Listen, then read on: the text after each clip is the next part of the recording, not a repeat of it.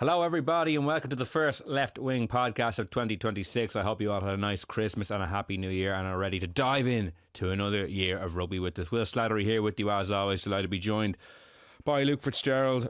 Luke, how are you? I'm good, Will. How are you? I'm doing very well. Doing very well.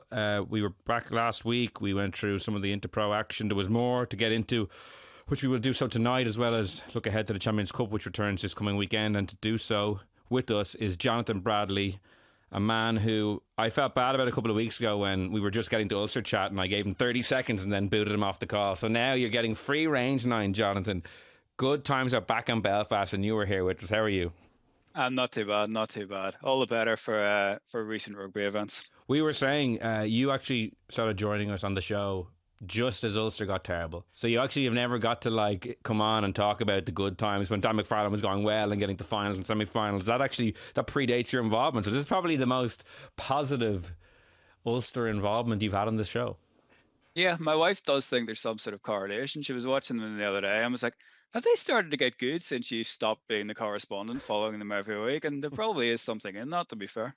The pressure, now that you're glare, the steely Jonathan Bradley glare is off them, they can just relax and play this free-flowing rugby. The pressure of living up to your standards was obviously too much. Just before we get underway, Energy is sponsoring the Left Wing podcast in 2026, and they also sponsor rugby in Ireland at all levels, at grassroots with the Energy AIL, and as official energy partner to Leinster, Connacht and the Irish men's and women's teams. The Energy, a Rugby for All initiative, supports inclusion, welcoming everyone of all abilities to participate in the game. Find out more at energy.ie/rugby and avail of the exclusive home energy offer for rugby fans. So, Ulster then, Jonathan, they were 28-3 winners against Munster last Friday night, which kind of finished off a festive period of 3 Interpros. They lost to Leinster in the Aviva Stadium, but for people who maybe hadn't seen a whole pile of them up to that point, I think would have come away pretty impressed still, even though they kind of were squeezed out in the end when Leinster brought on a really powerful bench. Like Ulster still got away with a losing bonus point and at times looked pretty dangerous. Then went to Connacht and won with a bonus point.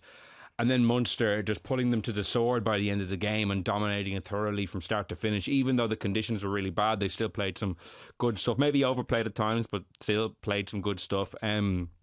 They're now up to third in the table. They've won 6 games out of 8. They have a game at hand in some of their rivals in the URC. They've scored 49 tries in 10 games. Mark Sexton's the attack coach, getting a lot of praise. Richie Murphy, who came in when Don McFarlane left a couple of years ago, had a very tough year last year. They missed out in the Champions Cup.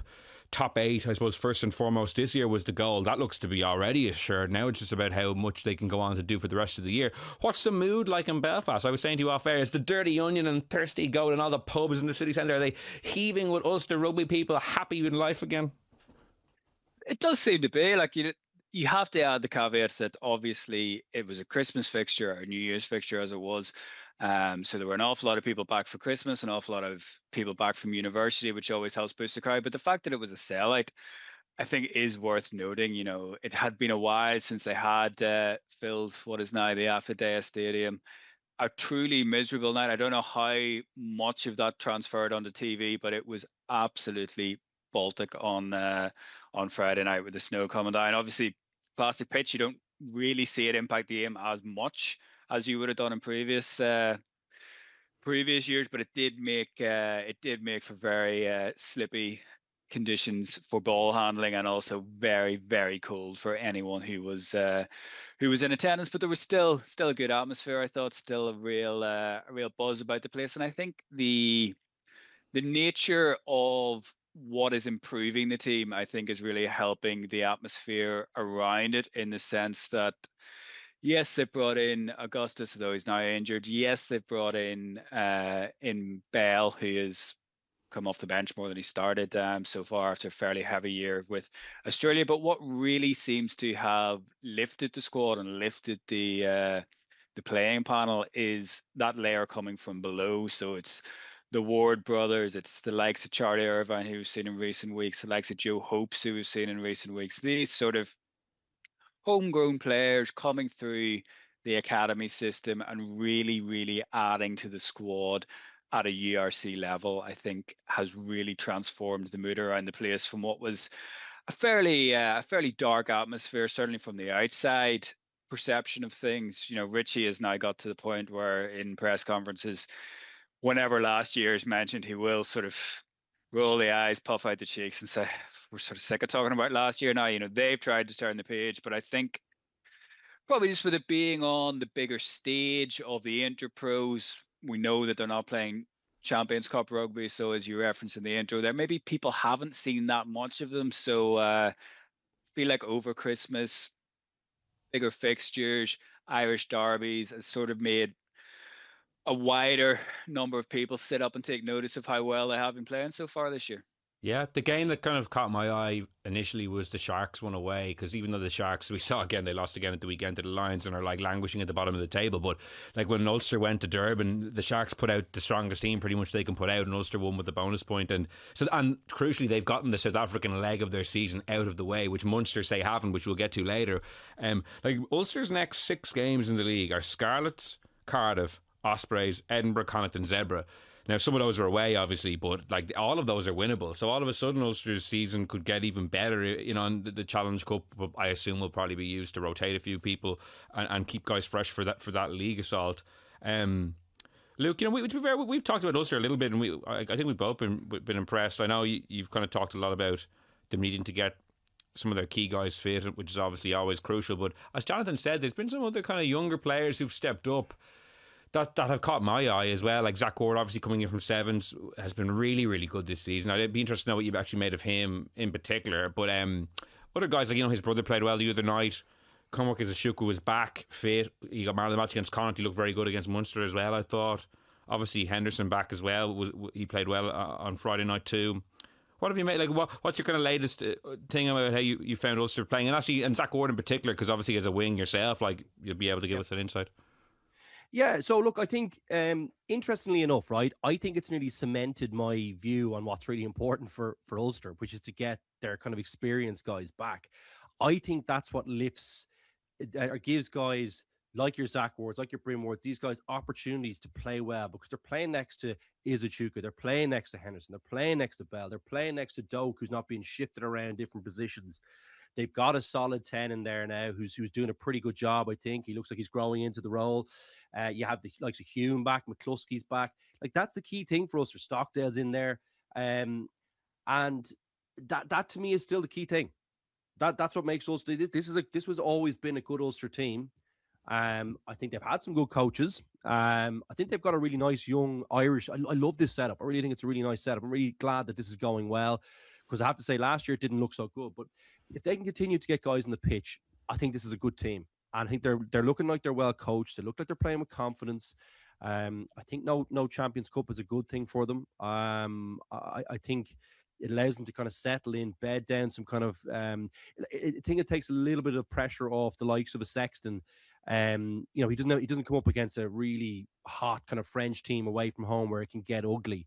And I think he gets to kind of get the players get used to him, get used to his ideas, and they can kind of build something. And I think they are building something. And if they do well this year, it's a lovely platform to go and maybe get another high quality international player to add to the ranks, to build in kind of confidence amongst younger players.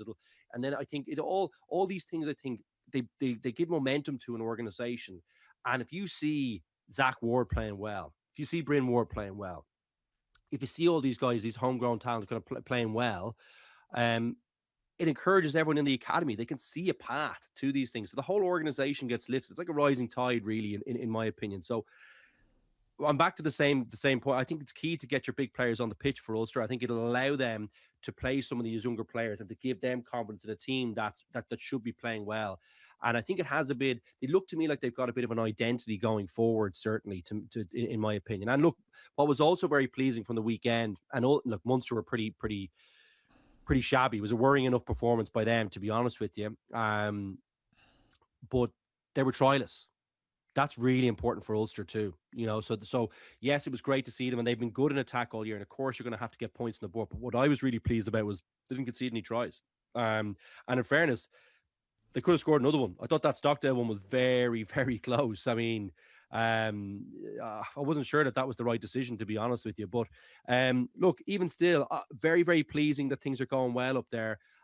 Some exciting talent. You asked me about specific Zach Ward, yeah, just because I suppose really with the Ireland squad being announced at the end of the month, James Lowe's form hasn't been great. People are looking at Zach Ward playing on the left wing, and they're saying, is there a potential place with him for Ireland? Is that too soon? What do you make of him on the left wing? Because obviously, coming from a sevens background, he wouldn't have been, we haven't been watching him play for Ulster for that long. It was last year, was his first year post Olympics. So, what's your assessment of him as a wing and his potential prospects for Ireland?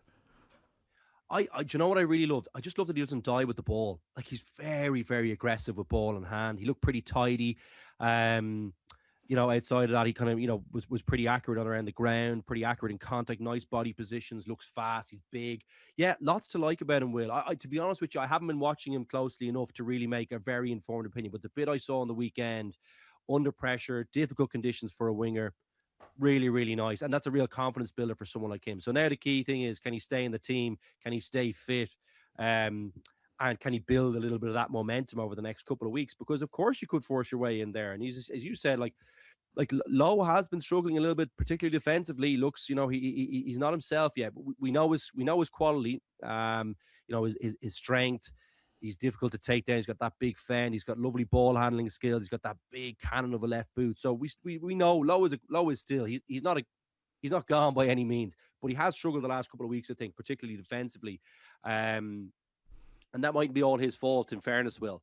I think there was some good play. Munster had some good play against him as well. So it's not all his fault. So we'll see how he gets on the next couple of weeks. To me, he's a big game player. And, I expect him to kind of show up and put a good foot forward in the cup games that are kind of upcoming. But very positive, really pleased to see. And we're going to talk about Leinster as well, obviously. But some young Irish talent on the wings that look fast, that look aggressive, that look like they're, real athletes. So very, very pleasing. Delighted to see the likes of Ward coming through. I think the other thing I'd say is I thought Stockdale was really good. Yeah. Really, really solid, strong in the contact. I know he looked like he dropped that ball, but I think he got enough pressure on that to score that try. And he had some lovely touches around the pitch. And also, I think Ward can kind of, the way he plays a little bit, you can see a little bit of the Werner Koch type kind of, like, he's kind of physical. He's all action. He doesn't die with the ball. And Koch is unbelievable. Koch, I love watching that guy play. The last pop pass was good, but it was him who caught that ball on his knees and threw that pass to Stockdale for the one that was disallowed, that I think may well have been a try. He is just, I love watching him. He's one of those players, if he was in your team, I'd love to hear what Jonathan thinks of him, but he's a guy I love watching because he's just always in the thick of it, isn't he? Yeah, Jonathan, what is he become a real crowd favourite? Oh, absolutely. Like, you can see that sort of sense of anticipation whenever he gets on the ball, but also just his work around the breakdown, his commitment in defence. He's massively, massively popular, and you're sort of now seeing that groundswell of support behind him as people slowly realize that he's out of contract at the end of the end of the season. And as we all know, I suppose this is the time of year when these things, if they're not on the very, very precipice of being announced, they tend to already been done months in advance. So there is sort of a concern amongst fans, I suppose, that he maybe wasn't getting the contract that he that everyone thinks that he should get. So it'll be interesting to see what happens there in the future. He was certainly coy about it whenever he was asked last week, whenever he was up for interview. But he's been part of a really great season for the back three in general. Richie referenced it after Munster in his press conference about the talk of the decline of attacking rugby, and reeled off the amount of tries that each of the back three have scored. Like, I agree actually with Luke mentioning Stockdale there. I do think whenever people are talking about Ward in terms of does he get past Lowe for the Six Nations, I still think Lowe will start in the Six Nations, and I would be surprised if Stockdale wasn't first change there. Farrell does opt to move away from Lowe at some point during the tournament, but I would be surprised if Zach Ward isn't in the wider squad for as well as he's played. And then Balogun was having a good season as well before injuries, just again. So was Michael Lowry as well. Yeah, that'd be great. Having those guys on the bench, I like the depth for me is definitely a thing with Ulster that, like, you're kind of seeing now, certainly in the attacking positions, and I actually think in the forwards. I mean, I was seriously impressed with Bryn Ward around the pitch. You could see how muscular he was.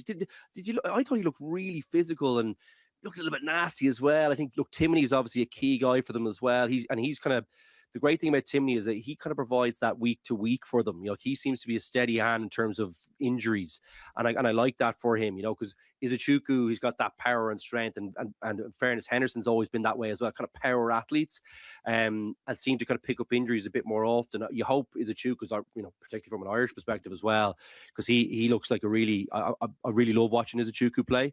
I hope he stays injury free. But Timney has been kind of the rock for that pack, I think, hasn't he? And I loved seeing Ward there, guys. Yeah, he's exciting. It was a timely performance because obviously Augustus, I think, picked up a significant enough ankle injury apparently, so he could be out for a while. But Bryn Ward, if he, obviously a good time for him to kind of emerge and start playing well because he can maybe fill that void. But I agree, Jonathan. All of a sudden, you look through the team and there seems to be options everywhere. You have in the back three, as we said, Stockdale, Zach Ward, Balakoon, Werner, Koch, Michael Lowry. In the centre, you have McCluskey, Hume, and Jude Postlewaite is getting a lot of play. Halfbacks, not much depth there. Nathan Doak is playing really well this season. I think Jack Murphy has been really good. Obviously, he was a young player, coach's son. So you were kind of wondering, okay, is it a Dan Lancaster kind of thing, or is this guy going to be a strong player for Ulster? I think he's actually been really good. And then we listed a couple of forwards there. The back row with Bryn Ward, Nick Timoney, Izuchuku between the second row and the back row. I think Tom Stewart's having a great season as well. Actually, I think he's been really, really physical. People probably saw that try he scored against Leinster a few weeks ago when he ran over a few players. So yeah, things are looking good. For Jonathan, in terms of the game itself on last Friday, Ulster 28, Munster 3, what did you make of the way it unfolded? I thought for a long period it was as if both teams thought it was 20 degrees and it was the middle of the summer, the way they were playing. I couldn't get my head around how much rugby they were both trying to play in that first half. It was 6-3 at half time, and even though Ulster, you admire their ambition, I was especially in the 22, they were trying to push so many tip-ons and offloads. I was just hold the ball a little more, you're on top. And eventually their pressure did tell, and they ended up winning well. But what did you make of how the game unfolded? Yeah, it felt like the only concession they were making to the conditions was the fact that they were kicking their penalties rather than going to the corner. Otherwise, it felt like exactly like you say. If they could have been playing the Lions or playing the Sharks the way that they were trying to play rugby.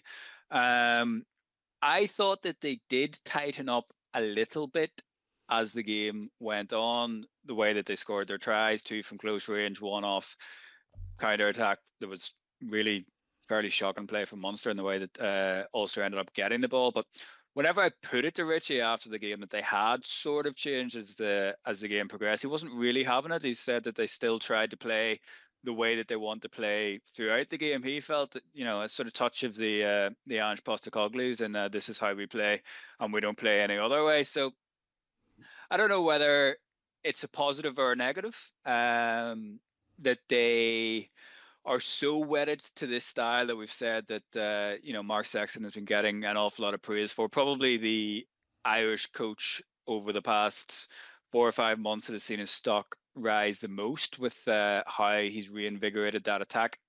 But I thought it was interesting either way that they displayed this real steadfast commitment to the way that they want to play, even though in the conditions and given their sort of scratchy execution over a half that they were dominating, but ended up coming away with just 6-3 lead at half time. There is an argument that maybe they could have played another way, but it didn't work out too badly for them in the second half, I suppose. Yeah, and when they kicked in the first half, they actually got a good bit of change from it. Zach Ward was pretty good in the air and got his hand to a couple of balls, and they kicked far, far better than Munster did. Some of those kicks that they got sensibly, guys, didn't they? I thought they were quite sensible in the first half in terms of. I agree with the overplaying, but part of me as well, Jonathan, was thinking, if you think about where Munster gave away those kicks, so that the 2 3-pointers that Doak put over the bar were in really, really nice positions, but they were still out on the 22. And my feeling when I was watching the game was that they felt dangerous. So I could see why. I thought it was sloppy for Munster to give those penalties away where they gave them away, but I felt it was because Ulster looked dangerous and they were trying things, and they were trying to find edges, and they were having a little bit of success. And I thought that was feeding into a little bit of panic up there from Munster. That's what I thought we were seeing, because, look, you still wouldn't like to be giving. If it was your team, you'd be saying, "What are you giving away a penalty for on the 22?" There's a long way to go to the line here, and our scramble defense is pretty good. Munster's scramble defense is pretty good.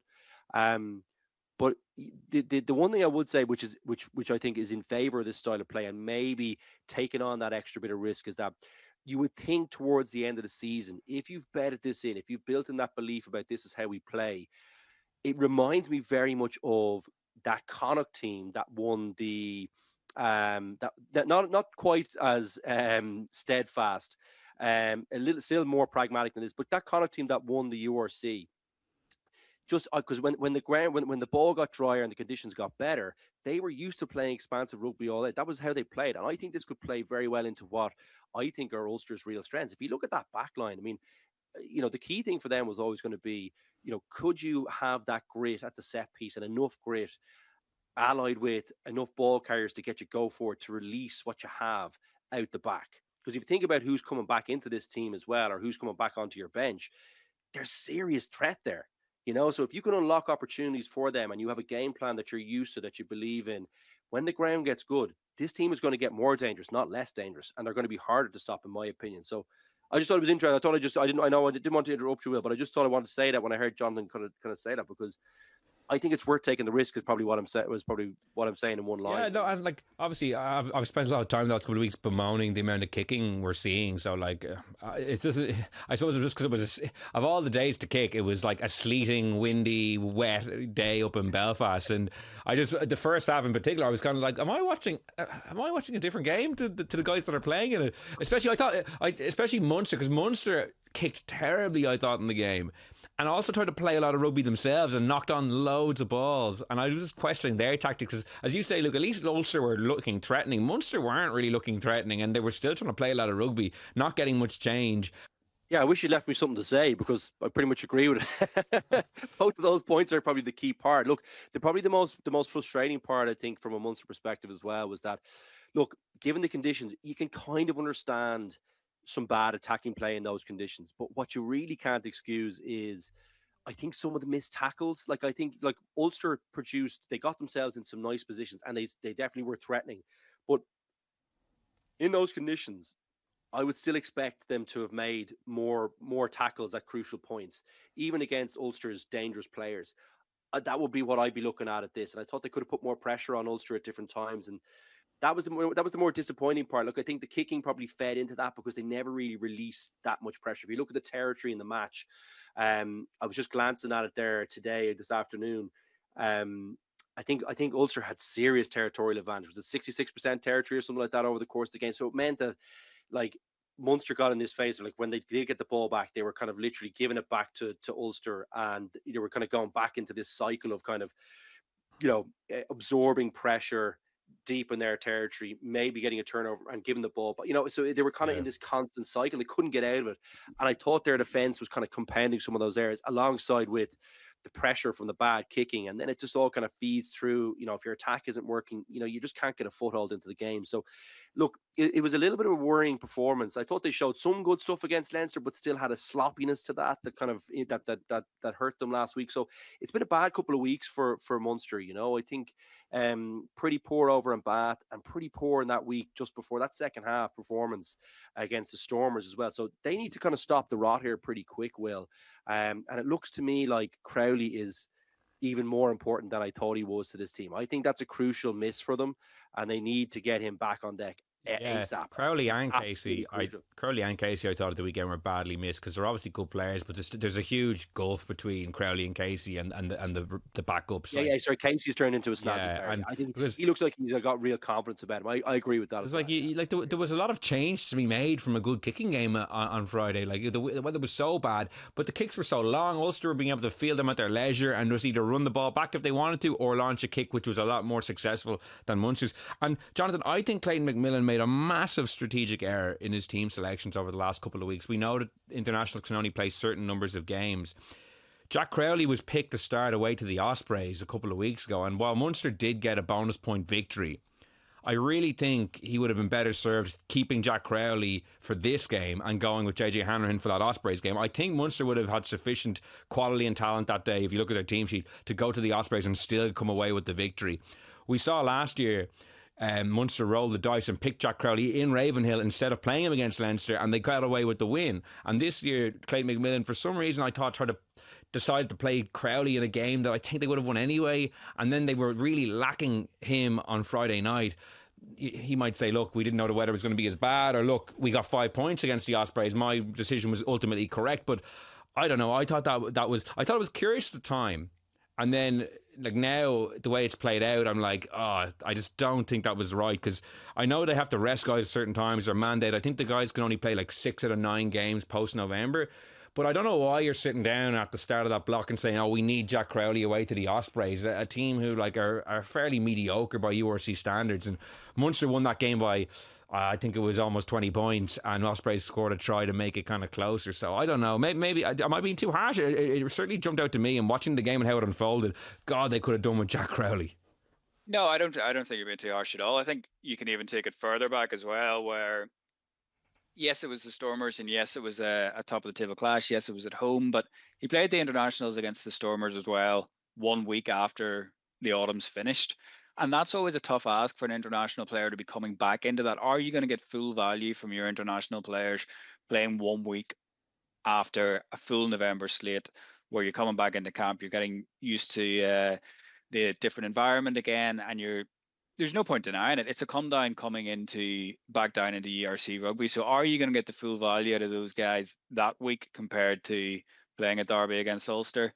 I don't think so. I don't think that's, being captain hindsight. I think it looked strange at the time. The way that the Stormers match then unfolded, where you fade over the course of the match, would indicate that that was the case. And then you've got the Ospreys thing as well. So I do think it's weird. The caveat, I suppose, that McMillan may point to will be, look, Ulster can rest next week. So the disparity looked greater because Ulster don't have as many internationals that contributed heavily during November. Henderson had been injured anyway. McCluskey had been injured anyway, so they didn't really have to rest. They were just missing for games that they had to miss anyway through injury. And then they come back in, and the Munster looked bad for the comparison, I think, as well. And then the way that the results go, the way that the performances go, makes it look like a gamble that's failed as well. Well, no, to be fair, I would definitely defend them for the Stormers one. I think that was a right decision, because that's a top of the table clash. If you beat the Stormers there with 5 points and they getting 0, which looked very likely at the hour mark, and I don't think it was because of the internationals losing steam. I just think Munster made a few bad errors. I think that was a risk worth taking, because that could have been a key, league swing over the course of a season. It could be the difference between playing in Limerick and playing in Cape Town in May. So I would defend them on that one.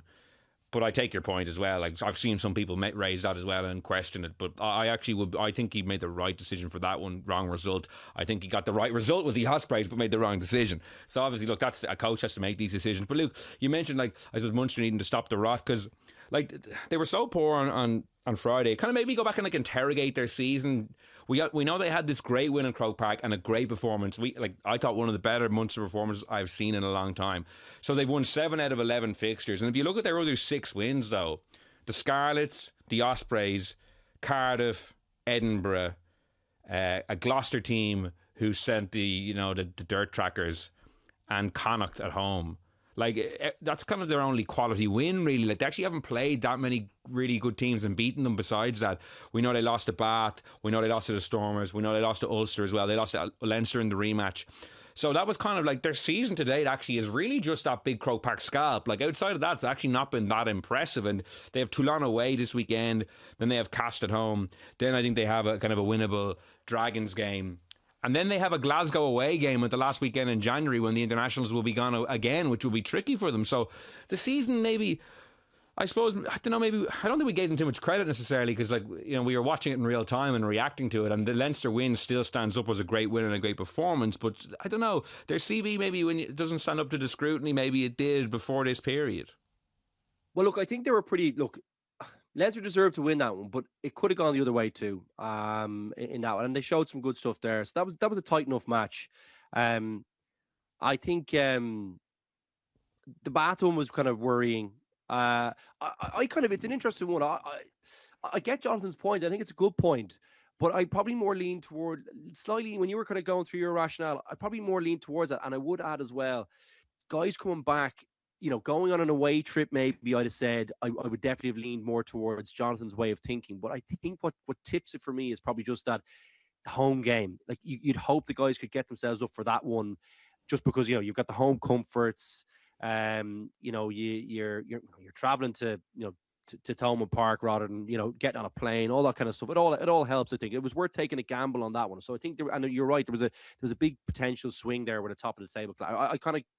I'm tipping a little bit towards that one. I don't want to get too harsh on them here. I think that was a bad performance against Ulster. Ulster were good, and you got to give them credit, and they attacked well, but they were sloppy. The penalty count was twice as high. That wasn't ridiculous. It was still 10 pens, but not good enough. They gave away some easy ones, and the tackling percentage was poor. They missed a lot of tackles. So I think this is pretty fixable. And I think, a few of those key bodies back in the team really do help them with that. And they give this team a lot of belief. So they need those guys back on deck pretty quick. And they haven't become a bad team overnight, but they've had a bad little stretch now. And I kind of will hold a little bit of judgment on them I'd like to see how they get on the next 3 or 4 weeks before I kind of say, this is an issue. I've liked all of Clayton McMillan's soundings so far. And what I've heard from inside the camp, about how the coaches are kind of assessed and how he's thinking about the game. The bits I've heard about him, the bit I've seen of him on TV and I've heard from him, I like. I like what I see. I think he looks like a really good coach. He looks like a really good bit of business for them. They have some good young talent coming through. You're Dog Booze, you're these guys. I think that there's plenty for me to be positive about Munster. But they're still probably they're still skinnier than the likes of a Leinster or the guys at the top table of kind of the places, the competitions they're competing in. So if they do miss Casey and they do miss Crowley, this team it impacts them badly. Kind of, I would argue the same as it would impact Ulster if you get a few big guys out there. I think they're kind of in similar places in terms of depth of squad. And I think if they've everyone on deck, there's still a big challenge for everyone. And I think that's a key challenge for both teams. Is can they keep the big guys on the pitch for the big games or for enough games that they're competitive? So I'm reserving judgment, but they need to stop. As I finished off my last point on them, they need to stop the rot now because, momentum is important in sports. It's well within their capabilities. A big ask at the moment. Toulon are definitely resurgent, but this team is good enough to go away and nab a win if they can be stingy defensively and they can deliver something in attack that they showed earlier on the season. They did show some promise there. I think they can do it. Very tough, but if they do that, then Cass is very winnable at home, and all of a sudden this season looks very, very different, I think, and they're in a really good position. So that's my thinking on them at the moment. Not lost, and I like the coach and I like the direction that he's trying to bring the team, and I like all the sounding. So not time to panic yet. Yeah, I'm not trying to say it's all. No. I get the question. You just go through some of the matches. It's funny because how we viewed those games at the start of the season. Like they dug out a 1-point win at home to Cardiff and a 1-point win at home to Edinburgh, and you're like, oh geez, should they be a little more comfortable than that? And then they go to Croke Park and win so well. You're like, oh, it was battle hardened after the start of the season. But then after the last couple of weeks, you're looking back and saying, oh, maybe those early season ones were a little more worrying than we thought at the time. But Cardiff or Goodwill? Cardiff have subsequently, the Cardiff are in the top 5 at the moment, or the top 6 rather. I think it's worth as well, just thinking about. We opened the show talking about Ulster. Like Ulster are doing well now in what is essentially Richie Murphy's 3rd season. It's 2 years near enough since Don McFarlane left. So Richie Murphy had a half season, a full season, and then has the team clicking now this season, and that's with, as we mentioned earlier, his own coaching staff coming in.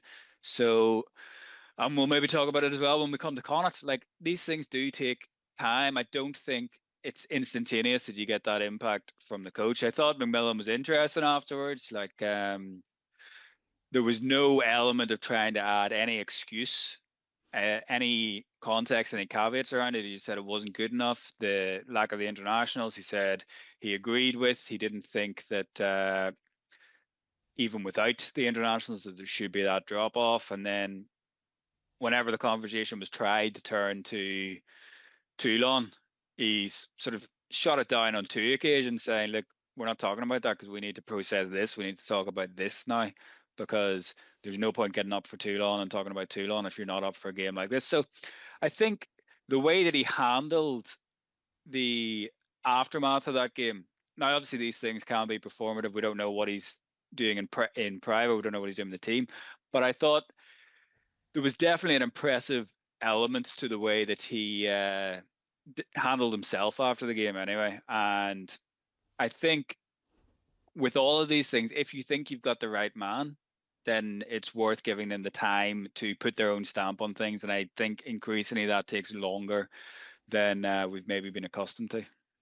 Yeah, like he's a straight shooter, and like I suppose my disappointment with Munster stems from the fact that like when I saw the two team sheets, I thought it would be like a close game. Like I didn't, I like there's no way there's a 25-point margin between the teams that were picked on Friday night. Like Thomas Ahern, who I thought played really well against Leinster, was there. You had Kendall and you had John Hodnick, guys I really liked. Now Hodnick got another, he gets injured a lot. He injured his thumb and is out for a couple of weeks now. And then even in the centre, you had like Nankerville and Dan Kelly, two guys who have been playing well and are highly regarded. Like they had Milk Ailey, Tucker Abrams. Like Cavan Nash was back. Like there was quality throughout the team. Like that was where my disappointment was stemming from. That I was expecting that to be a close, tight Interpro, and Ulster won by 25, and it could have been more. Like if Ulster had been a little more secure with the ball in the first half, they probably would have won that by another 10 points potentially, which that's why I'm kind of scratching my head a little bit about how poor they were, because I actually didn't think I knew the halfbacks, obviously there was a fairly significant dip in what they would usually select, but outside of that I thought their team was pretty good. So look, the Toulon game is a big one. It'll be very interesting. They'll have their guys back.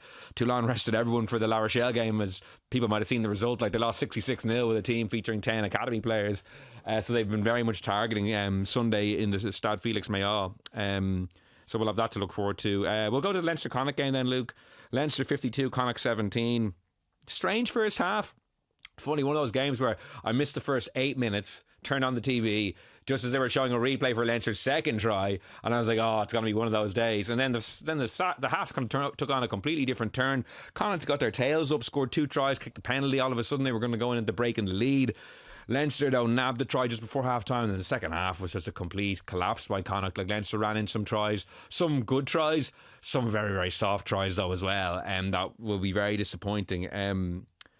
I don't know where you want to start with Leinster. Some play they lost their way completely in that first half, which we can touch on in a minute. But first, what were the kind of things you saw that you liked? Like the aggression. They look good. They look dangerous going forward. And part of me thinks, look, Connacht they're pretty bad defensively. Like that's a big issue for them. Like the scoreline is fairly evident. It's fairly clear what their issues are.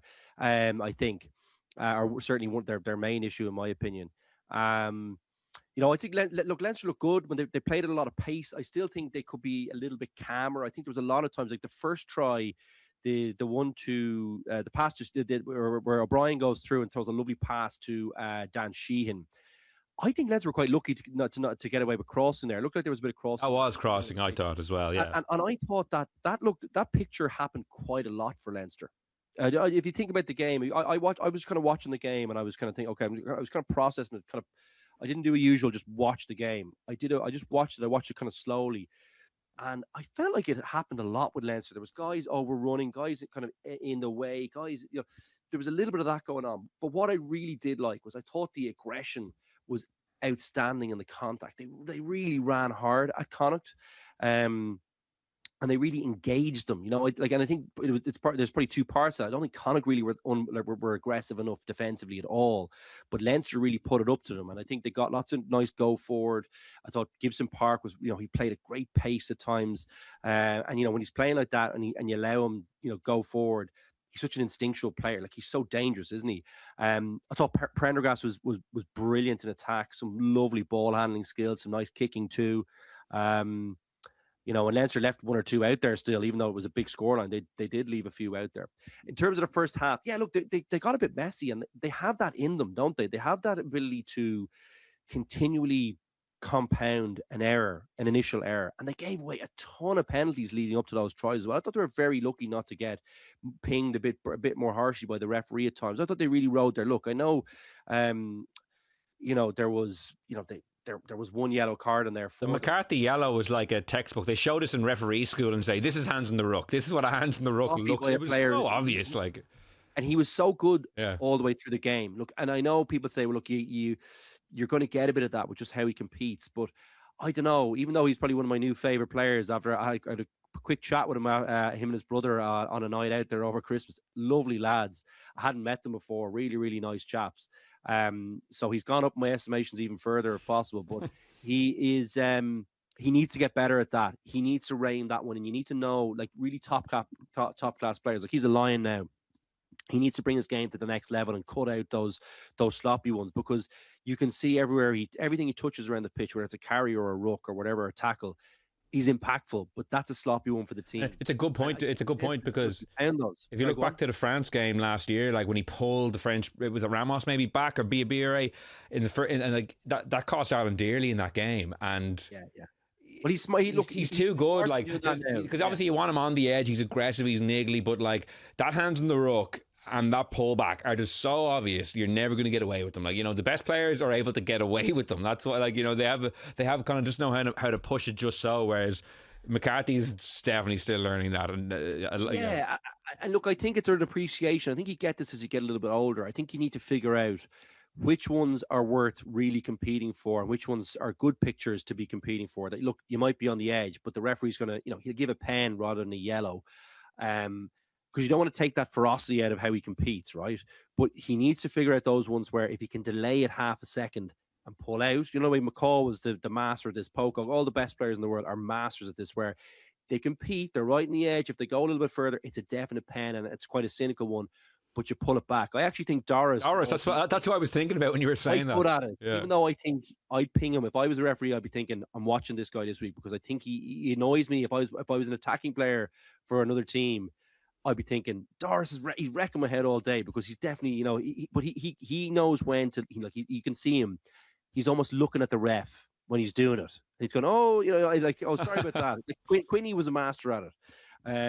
Leo Cullen was a master at it as well. So I think he needs to get himself into that place where he's competing really hard for everything, but he needs to know when a half a second delay is still a really good result for his team, because it buys them, you know, an extra half a second to get set defensively and to pick their man to come up hard. Particularly with Niedermayer's defense, all you need is an extra half a second or second, and all of a sudden you're pushing the other team back with how quick your line speed is, and you're forcing errors. So that's the growth in his game. But to talk a little bit wider, I thought Leinster, look, they were so sloppy and compounded a lot of errors in that second half of that first half.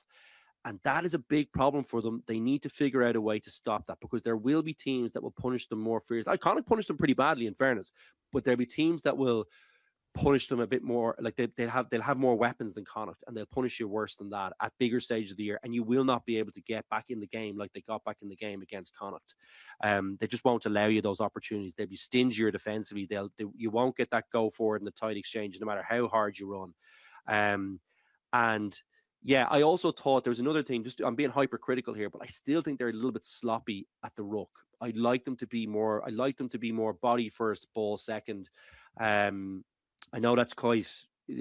That's just a phrase we always had in Leinster under kind of Joe Schmidt, but I still think they're a little bit sloppy there. They could give it they could be against better teams. I think they'll get exposed, and they'll present more opportunities for turnovers, because they're not tidy enough on the deck. The ball carrier is still not good enough on the deck, in my opinion. They need to refocus on that. But look, there was lots to be very positive about, and I thought Tommy O'Brien was outstanding. Thought he should have taken that crossfield kick. Oh yeah, it was in his bread basket. But yeah, really. Oh god, yeah. But I really liked Josh Kenny. You know, yeah. What have you made of him? Because it's funny, like he obviously came in. He needs to slow down a bit. You know, he what? So I was guilty of it myself. 100 miles per hour. There was about 3 or 4 where he definitely, if he was cruising, because he's got great top end pace, and you could see he had that lovely change of pace for his try. He just needs to get his hands on the ball more, and because he's going at top speed all the time, you're a hard target to. It took me a long time in my career to figure this out, by the way. You need to be cruising more around the pitch so that and focus more on catching the ball. You can see how good he is. He's such a strong guy. He's so quick. He gets go forward. He's aggressive in the contact. Love all that, but he dropped too many. Even bad passes. There was a few he should have caught. But that's a learning. You can see he's keen. He's eager. He wants to get involved all over the pitch. I was really pleased with what I saw from him. He's really, really exciting. Great to see. Another young Irish athlete. Along with Darby. I just thought it was really, really great. So Yeah, pleased with a lot of what I saw from Leinster, and I thought the two lads in the centre, were pretty good as well. They were physical, they were nuggety, they had some nice passing moments too. So yeah, I've gone through everything. Sorry, Jonathan, I've eight. Nothing left for Jonathan. Yeah, I agree. I thought it was very pleasing performance for Leinster, and a little worrying on the Connacht side. Yeah, we'll get to Connacht in a second. I agree with you, Tommy O'Brien. Like, there's some URC games you turn on and he just looks absolutely unplayable. Like some of the moments. Now, he should have, if he had taken that cross kick, it would have been like a 9 out of 10 performance. I'm docking him 1 mark for that drop. And I agree with you on JJ Kenny. Looks very, very sharp, very fast, very sharp, very, very exciting player. Especially because some of these URC games, like, you're waiting to be kind of grabbed and something to excite you. And like as you say, the pace he showed in the touchline for that try was very eye catching. Be interested to see what opportunities he might get going forward this season. Jonathan, we haven't had you on in a couple of weeks. Like, what's your verdict on where Leinster are at? Obviously, La Rochelle this weekend in the Aviva Stadium, Ronan O'Gara. That's always a big occasion and an exciting one. I'm going to be waiting for 12 p.m. on Friday to see what team Ronan O'Gara actually sends to Dublin, because if you look at how La Rochelle have selected the last couple of weeks, there's a potential that, like, Winnie Antonio has played 3 weeks in a row. Is he going to play a 4th week in a row? Greg Aldred has played 3 weeks in a row. Is he going to play a 4th week in a row when La Rochelle then have a home game against Quins and a massive top 14 game against Clermont, who they're battling with to get into the top 6? We don't know the answer to that. I hate to think of Raj not sending his big guns for a Champions Cup game. Then the tournament is definitely done. We should pack up the tent and go home. But Leinster-wise, what are you seeing from them at the moment? Where do you think they're at this stage of the season? I think they've quietly really improved in recent weeks. I think we talked earlier about the shadow cast by Croke Park in terms of Munster, but I think it equally applies to Leinster. I think Leinster are, 7 wins in a row since then. I think they've been playing an awful lot better. I really agree with Luke on Jameson Gibson Park at the weekend. I thought that was much more like the player that we know that he is, and I think he's been getting back to that level. I think the same can be said for Sheehan. I thought he looked really, really good. And I suppose to look at it through an Ireland prism as well, these players seem to be rounding into form at the right time. We're just a month away from the Six Nations now. So I think there was a lot to like about Leinster outside of that really sort of mad second quarter in terms of their discipline. Their scrum got away from them as well for that period, although they did turn both of those things around as well. I'm interested, as much as I'm interested in La Rochelle's selection, I'm interested in Leinster's selection as well, because I think there's quite a lot there, much more so than there would have been normally in recent seasons. I think I suppose how much pressure, I suppose, are these established players under? I thought Tector was really good at the weekend. I don't think Robbie Henshaw has been at the level that we know that he can be. I know that he's back in the training, he's been declared fit for the game. So I think that's an interesting one. Not necessarily in terms of Andrew Porter's form, but I think even that's an interesting selection call. We've seen that a bit more recently. Do you hold him to come back off to come off the bench and make an impact that way? I think there's an awful lot of little things for Leo Cullen that they'll be debating across the week. Yeah, I agree with you. Like, Luke, if you're selecting on the season's form, you're picking Paddy McCarthy at loose head prop. You're picking Harry Byrne, arguably, at number 10. You're picking, arguably, Charlie Tector at 12 ahead of Robbie Henshaw. And you're maybe picking Ioane on the wing ahead of James Lowe, potentially. Like the guys, like Lowe, Henshaw, and Porter to a lesser degree. And, we've talked about Prendergast a lot in the show. Like those 4 selections, I think, if you're going on the season to date in the form, I think would be warranted. I don't know what you think. Yeah, for me, I'm pretty clear on the 10 situation. I thought Prendergast was great going forward, so kudos to him for that. Tackling was still atrocious on the weekend, so can't pick him against the big teams, unfortunately, in my opinion. But look, hoping he gets better at that, because, geez, like, going forward, his handling was magic. Some of the skills on show from him, like, unbelievable. But still can't tackle. So it's going to be Harry Byrne for me there. I think I'd be leaning. I don't know what you do with Porter and what you do with McCarthy. That's a really interesting one, because McCarthy certainly gives you the oomph, no doubt about that. think he might be better. Referees certainly, seem to be interpreting, and from what I gather from some sources inside who I trust, in Leinster, I think he might be a better scrummager than they think he might be a better scrummager than Porter. Certainly, how it's being interpreted at the moment by the referees. So, what do? You kind of, do you go half and half? I mean, they're both awesome players, no doubt about that. But Porter's certainly still struggling with how he's been interpreted at the scrum, and it's just absolutely key against the French team. So, that might be dictated by him. I wonder, will they let Raj pick the team first, or will maybe you can't rely on that. But I look on form, it's McCarthy. But he gives you that oomph in the second half. You can see the impact himself and his brother have when they're on the pitch together, just destructive forces, So that's certainly an interesting one. The wings, I'm kind of, I mean, like Ioane for me, like I'm caught there on what you do, I think the most natural place for him to be is on the wing, but then like Lowe is a big game player for me, and yes, he struggled defensively a little bit this year, but what he get from with the boot, and if he has different players inside him, I think if he has, if Ringrose is there, if Henshaw's there in the center, those guys are so good at getting that line high that it kind of simplifies that process for him if he can get up there, if he can get high enough alongside them, but they drag you up because they come so hard, and his job becomes a little bit easier, guys. So, that's one thing that I will be watching. I think he'll get better with maybe some more experience and some better quality, or people who are more used to that system, and in Jack Nienaber's defensive system. So that's certainly an interesting selection. But that was one thing that I was saying at the start of the year, Will, wasn't it? I was like, well, I don't know, does he get selected in the centre? Because you've got Osborne there, you've got Ringrose, you've got serious quality, you've got Henshaw there. Tector, I agree, Tector looked awesome on the weekend. I actually thought Cooney looked pretty good as well, to be honest with you. And then you got Frawley in the mix for that 12 slot as well, really, so there's loads of options in there. Whereas on the wing, you're kind of saying, well, like Josh Kenny's emerged, but I don't know if he's an option yet for a Champions Cup game. You'd probably like to see more of him in the league. Tommy O'Brien's a cert for you, like he's nearly first name on the team sheet. But Ioane is like on the wing. He was an unbelievable winger. He's got that top end pace. He's a big guy. He's good in the air.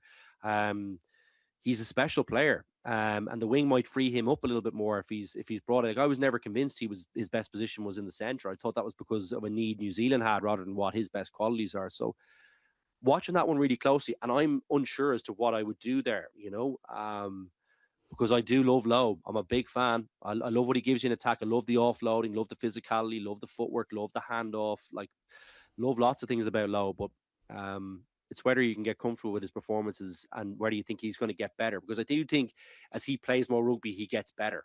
Do you know that kind of way? He gets a little bit fitter. He's one of those guys I think that's better off playing every week nearly. So yeah, I don't know what you guys think about the Leinster selections. That's my kind of initial thoughts on it, Much like I'll be eagerly looking at who is picked from the Rochelle team and who's picked generally in terms of the strength of the Champions Cup teams. Leinster's Champions Cup selections are always, you need popcorn when they're being announced, because you don't know who's going to be there, who's going to be on the bench. There's always something in the selection you're like, okay, makes sense. Not so sure. That's what we said at the start of the season. Sorry, but that was my thing. I was like, I don't want to be saying. The one thing I don't want this year is to be talking about Leinster selections in a knockout match in the cup. I don't want to be talking about it, but you're right. There generally is something. There really is, and it sounds, it's funny because like these coaches have a lot of information, but they've made so many head scratching selections in big games over the last couple of years. I feel we're all well within our rights to say that these have been strange, some odd ones. So that'll be interesting at noon on Friday. Just before we finish off, then let's go to Connacht. Jonathan, a very, very poor festive period. Like in their defeats against the Dragons, against Ulster, and against Leinster, Connacht have conceded 129 points and 18 tries in those three games. Funnily enough, they're only 3 points off the top eight, despite only winning 2 of their first 8 matches, just because the league has gone into a funny space where there's 6 points separating 1 to 6, 9 points between 6th and 7th, and then only 5 points between 7th and 13th. So there's like kind of a haves and a haves not emerging. But what have you made of Connacht the last couple of weeks in particular? I think I was quite naive when Lancaster was appointed. I thought it would be a quicker fix, that he'd have a bigger bounce than he has. But the last couple of weeks in particular, like that Dragons game a couple of weeks ago, was just crazy. Like I was I was out at dinner and just watching the updates, and I honestly was like, is this app broken? Like, as in, it just keeps saying 7 points Dragon, 7 points Dragon, 7 points Dragon. I was like, there must be a glitch in the system on Flash Score, but alas, no. And then even last weekend, like, you do get that purple patch in the first half when they go from 14 down to 17, 14 up, and you're thinking, God, this looks good. They look physical. They're punching holes. And then the second half just goes completely off the rails in terms of the defensive performance. Like, what's your assessment of where they're at, Jonathan? Yeah, I think this is probably harks back to the last couple of years. I think they've allowed a culture. I can't think of a better way of describing it than allow a culture in their defense that just isn't good enough. They've been a bad defensive team under numerous different defense coaches, under numerous different head coaches. And I don't really see how that's anything other than application. I think that's a big worry for them. I think realistically, looking at it, I don't think their talent identification in recent seasons has been good enough. You look at some of the players that have left compared to some of the players that have stayed. I don't think there's real arguments to be made that those decisions have been the right ones in recent years. And I think that's made it, much like you say, probably a bigger job than it maybe initially looked with Lancaster coming in. He came in with such a good reputation from the work that he had done at Leinster that I think we were probably all guilty of thinking he was going to be able to turn it around quicker than the reality is proven. We said earlier about, the Richie Murphy case being instructive of, you do have to give these guys time. And I think Lancaster is a guy that they will obviously want to give the time to put this right.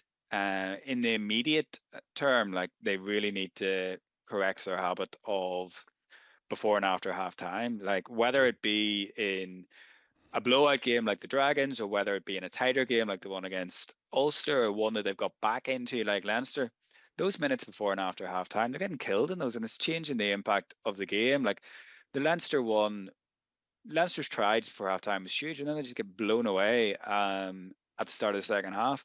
Like, not that they were bossing it against Ulster by any means, but they were ahead against Ulster, and then the complexion of the game just changes either side of half time. Joe Schmidt used to call those the championship minutes for a reason. Like, you can't go out and do that 3 games in a row. In particular, the Leinster one, like, to score your try, I think there was 36 minutes gone when Beelum goes over, and you're thinking, oh, great, get in half time now. Just manage out like three minutes or so, and like, Leinster get a line out, like the exit isn't great, and Leinster get a line out. And to be fair, like, Leinster are a good team, an attacking team when they have a head of steam, and they scored a nice try, but God, you'd like to think you can see out 3 minutes away from home and just get to half with that little bit between your teeth, and then they could see that, as you say, right at the start of the second half. And the Ulster game was more magnified. I think it was 2 tries either side of half time, and the Dragons game was pretty similar. So yeah, Luke, I don't know. For me, like, Connacht season, I'd honestly say it's a must win. Like, so if they're going to have a good season, so they have 2 Challenge Cup games to get their house in order. Then they have Leinster in the Dexcom Stadium. The opening of the new stand, it's been kind of building up for years to open the stadium. It looks class. I actually can't wait to see what it's like with a full house. And, like, Leinster might not have their full team out potentially, depending on internationals or who are rested maybe. But if Connacht can go and get a scalp that night with a big home crowd behind them, knowing for the rest of the season they'll have that extra however many thousand watching them and cheering them on, it could be a real springboard. So I actually think, like, and Lancaster mentioned it after the game about how important that game is. And he also, I think Rudd pointed this out in his copy, that he also kind of gave his full commitment to the project. It's like, well, no one was questioning it until you just said it. Was that something that needed to be said? But I think that game in Leinster against Leinster 3 weeks' time is huge. Like, the next 3 weeks, the next 2 Challenge Cup games need to be about almost fine-tuning things, I think, for that game. The Challenge Cup, I don't think, is that important to them this year. I think it's all about getting the top 8, and that Leinster game and starting the new stand off with a big performance and getting the season properly up and running, I think would be huge. Yeah, I'd agree. Look, I do think we have to manage our expectations here. Like, there's no doubting Lancaster's ability as a coach. I really don't think that. But the resources that you're working with, like, they do matter. There's only so much you can do with what you have now. Like, they're still too low. The performances aren't good enough. We haven't seen enough growth, particularly on the defensive side of the ball. But if he does those things, if he can get a few of those things right, if these matches should be closer. And if you said as as you were both saying, I think like the sloppiness around half time, like that's a mental error. You shouldn't be coming back out having spoken to the coach at half time, who is, let's face it, our top quality coach. You shouldn't be coming out with messages in your head or thoughts in your head that are allowing you to be that sloppy and to throw games away at that kind of key juncture, particularly when you've done the hard work and got yourself back into the game with some lovely play. So they need to kind of that mental error, they need to get sorted out. Culturally, I think Jonathan makes a great point, because it's been a problem for too long. They need to become stingier defensively. You just need to have that. You can clearly see there's threat behind, like with ball in hand, but just not good enough the other side. And to me, they're easy. That should be the easiest part of your game to fix. It's about being physical. It's about working for each other. It's about being organized. I have to think that a coach of his quality can get those things instilled in the team, and that belief in there, and that belief that if they can keep games tighter at those, and they can be stingier at kind of key moments, that this team can go places and can be, can get into, can qualify for Champions Cup, can do those kind of things. They're capable of that. Now, I would say as well, look, the likes of a Hansen, he's a key guy for this team. Like, having him out is a big loss. He hasn't had a key all year. He's kind of been in and out as well. He's a kind of important guy for the team.